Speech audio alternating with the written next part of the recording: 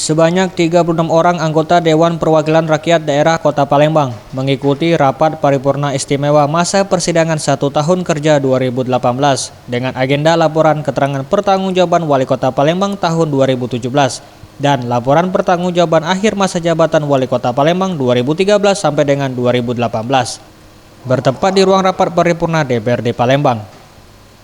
Dalam rapat paripurna yang dihadiri Darmawan, Ketua DPRD Kota Palembang, dan Harnojoyo, Wali Kota Palembang ini dibuka langsung Mulyadi, Wakil Ketua DPRD Kota Palembang.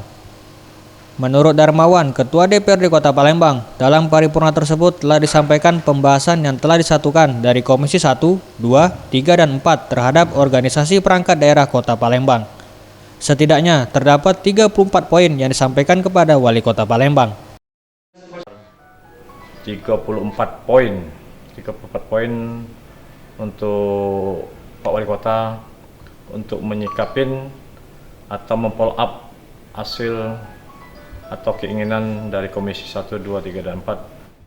Sementara itu, Harnojoyo, Wali Kota Palembang, dengan adanya 34 poin yang harus dibenahi Pemkot Palembang, pihaknya akan segera melakukan penyelesaian. Meski begitu, secara keseluruhan LKPJ dapat diterima oleh DPRD Palembang. Tentu ada beberapa rekomendasi yang telah disampaikan kepada kami, 35. Nah ini yang menjadi PR kita bersama untuk Tim Liputan Sriwijaya TV.